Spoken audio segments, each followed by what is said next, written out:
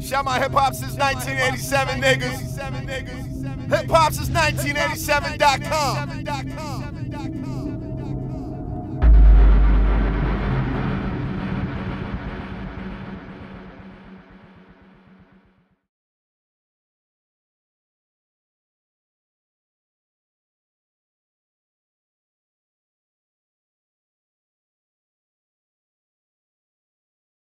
So look, you talk about people buying into you. Got Forever Do Me hoodie. Oh man, that's man, tell us about that, man. Tell us about the merch you got. This shit better than crack cocaine, man. It's like, man, shout out to everybody that support the Forever Do Me brand. Okay. They can follow the brand on Forever Do Me _apparel on Instagram. Okay. Oh man, I'm blessed. I'm blessed to have people really believe in my brand and my movement, and just having that support, man, is overwhelming. And I appreciate everybody that cop up, and I'm hands on with that too. Okay. And I feel like I tell people, music is my first love, is what I love to do, and I'm gonna do it like forever. I'm gonna have some type of involvement in music, whether just me sitting behind a desk under my label and having artists or whatever. I just want to have some type of involvement because I love music or whatever. But somehow it became a job when I started getting money and making responsibilities.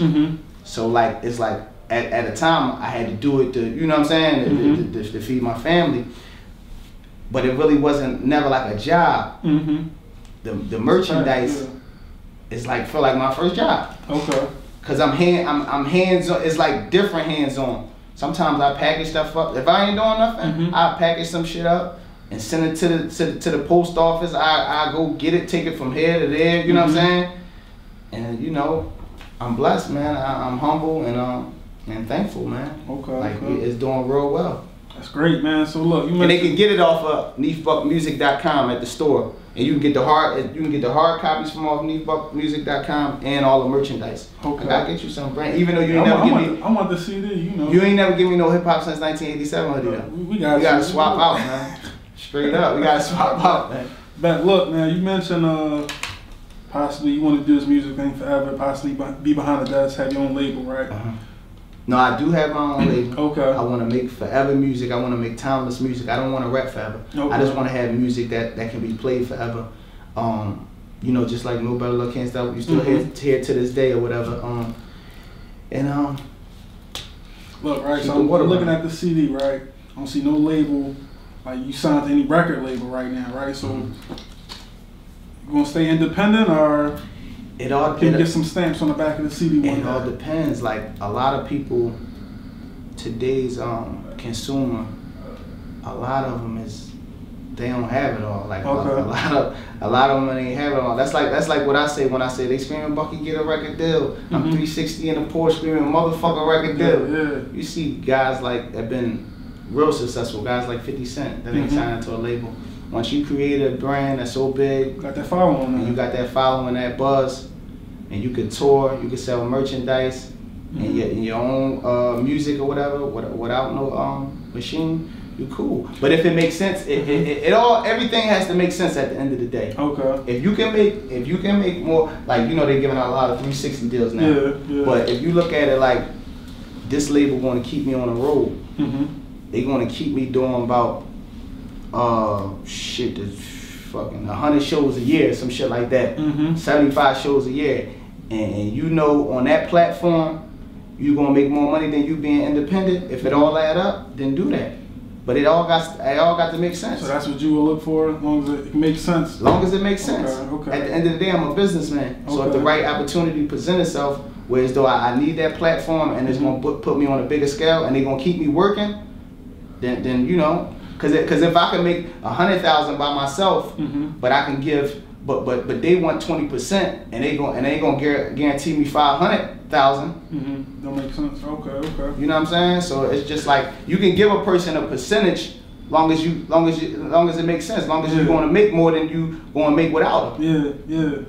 At the end of the day, but a lot of people be thinking they need the machine. Okay. And then a lot of people get the machine and stop doing what they was doing. They stop hustling. At the end of the day, them labels want to catch up to what you doing. They want their job to be easy. Back where I'm coming from, where I came from, even if you had to be nice and you had to be different. Cause they'll laugh at you if you sounded like anybody else. Like you had that originality was so much important. Like today, everybody sound like and everybody, you know, gimmicks and everybody cool with each other. But you had to be different and you had to be like have something about you or whatever. They just put so much money behind you that the people will love you and they pay these stations and everything play your song. You hear a song long enough, you don't give if it's corny, you gonna end up singing it. Yeah, we was just singing a motherfucking drop to honest. We was singing a radio ad just here. You know what I'm saying? So if you hear something long enough, you're gonna memorize it. Everything is contagious in the world. But look, so how you feel being as though you established artist, you independent, you got your fan base, and like you see cats just like, damn, with the machine, they just, not gonna say they bigger than you, but like, yo, these new younger generation kids know who they are, and it's just like, yo, you've been doing it for long enough, like, yo, I should be that household name that these young kids know. They should be singing Scraping the Pot or whatever. But that's what I'm saying. After you get the money and you're in a different place in your life, it ain't about the look no more. Okay. It's about the check. Okay. So a lot of people be in a certain light, but they be broke. Yeah. You know what I'm saying? It's independent artists out here making more than people that's on major labels. Okay. You know what I'm saying? And it's like it's a small step to get a record deal, but you have to be successful and have longevity and put out music. You know what I'm saying? There's a lot of people sitting with labels that ain't never put out an album. You got guys like what's the nigga name? The Gold All on Check. It's like one of the biggest fucking records. Couldn't even drop an album. Like, like so like, and then there's that freedom. Like a motherfucker, they might sign you off a good record, but they don't understand you and they don't know how to market and promote you because they don't understand where you come from.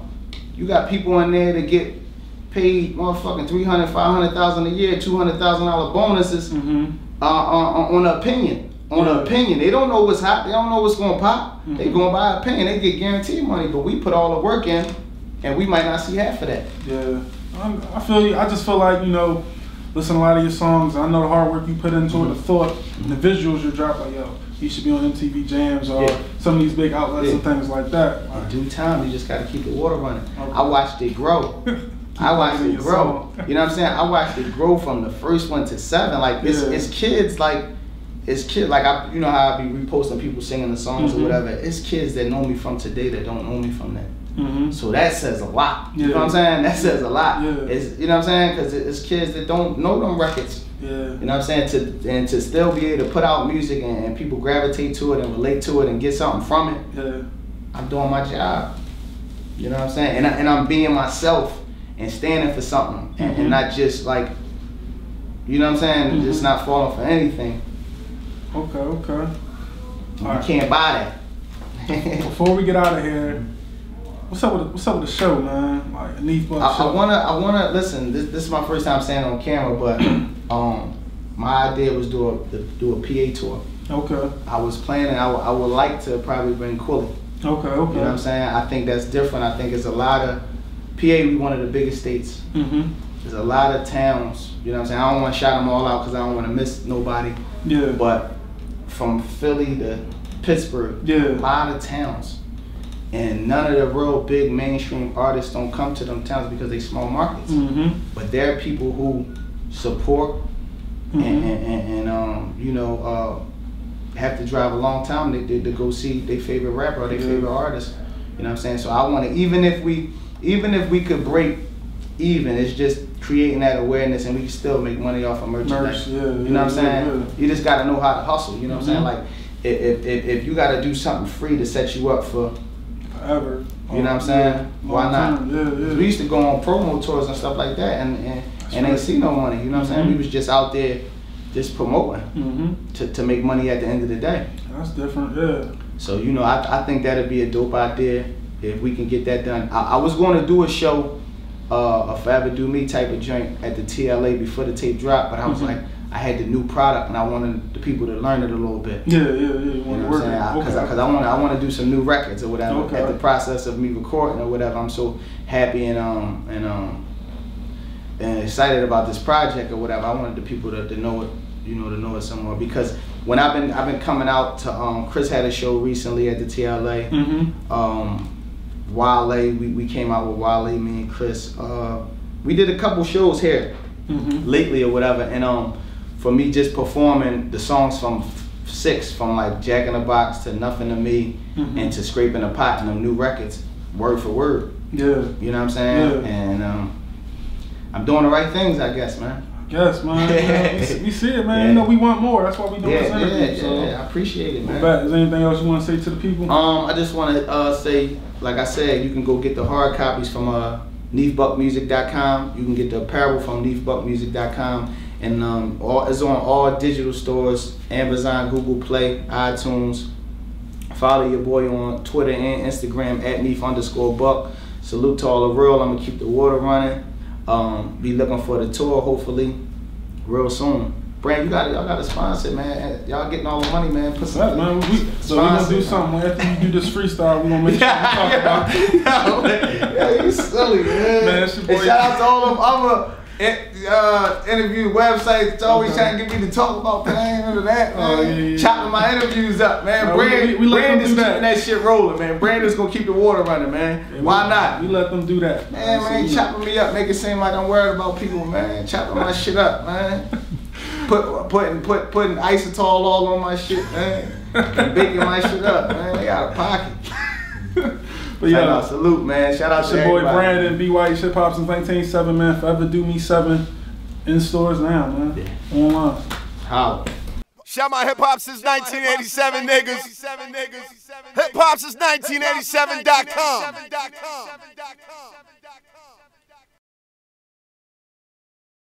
With everything you do, it makes sense. You beef up, like, you know what I mean. Like you got to throw. If people are gonna come, they're gonna come for the king. So Flex, it's not gonna look right if Flex has an argument with the editor of the site or who runs the site, because you don't know them. We know this is Jay-Z's site, so you go at the king. That's the best way to go. So.